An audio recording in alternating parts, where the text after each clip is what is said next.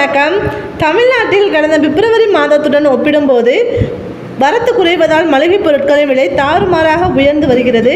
இதனால் தமிழகத்தில் உள்ள ரேஷன் கடைகளில் அனைத்து வகையான மளிகை பொருட்களையும் குறைந்த விலையில் விநியோகிக்க வேண்டும் என்ற கோரிக்கை எழுந்துள்ளது. தமிழகத்தில் 8 கோடிக்கும் அதிகமான மக்கள் வசித்து வரும் நிலையில் தேவையான பல மளிகை பொருட்கள் தமிழகத்தில் உற்பத்தி ஆவதே இல்லை. வெளி மாநிலங்களில் இருந்துதான் வருகிறது. வறட்சி மற்றும் வெள்ள பாதிப்பு காரணமாக பருப்பு உள்ளிட்ட மளிகை பொருட்களின் விலை மாதம் மாதம் அதிகரித்து வருகிறது.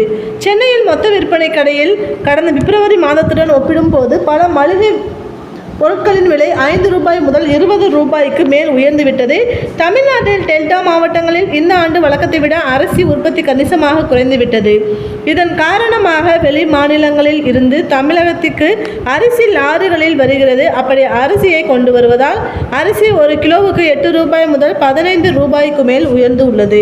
கோடைக்காலம் தொடங்கியதில் இருந்தே வெளி மாநிலங்களில் இருந்து வரும் மளிகை பொருட்களின் வரத்து குறைந்துவிட்டது.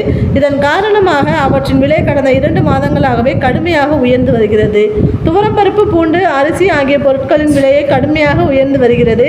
2 மாதங்களுக்கு முன்பு ரூபாய் 140 வரை விற்கப்பட்டு வந்த துவரம்பருப்பு இப்போது 180 வரை விற்கப்படுகிறது.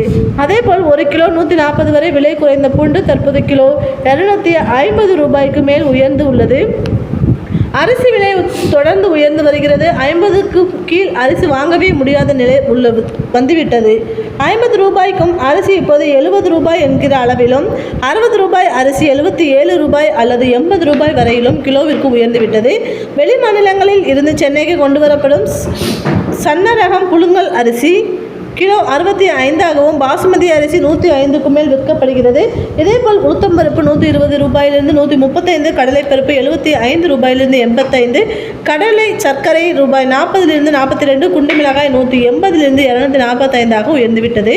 நீட்டு மிளகாய் 180லிருந்து 190, தனியாக 105லிருந்து 110 என விலை உயர்ந்துள்ளது. 80க்கும் விற்கப்பட்ட 82க்கும் விற்கப்பட்ட கடுகு 95க்கும், 625 ரூபாய்க்கு விற்கப்பட்ட மிளகு 720க்கும், 88 விற்கப்பட்ட வெந்தயம் 95க்கும் விற்பனையாகிறது. கடந்த பிப்ரவரி மாதம் 1 கிலோ 160க்கு விற்பட்ட மஞ்சள் தூள் தற்போது 222க்கு விற்பனையாகிறது. எண்ணெய், மளிகை உள்ளிட்ட அத்தியாவசிய பொருட்களின் விலை உயர்வால் ஏழை மற்றும் நடுத்தர குடும்பங்களின் மாதாந்திர செலவு கணிசமாக உயர்ந்துள்ள நிலையில் துவரம்பருப்பு, உளுத்தம்பருப்பு உட்பட பல்வேறு மளிகை பொருட்களை குறைந்த விலையில் ரேஷன் கடைகளில் வழங்க வேண்டும் என்ற கோரிக்கை எழுந்துள்ளது. இதேபோல் தேங்காய் எண்ணெயை ரேஷன் கடைகளின் மூலம் வழங்க வேண்டும் என்ற கோரிக்கையும் மக்கள் வைத்துள்ளனர்.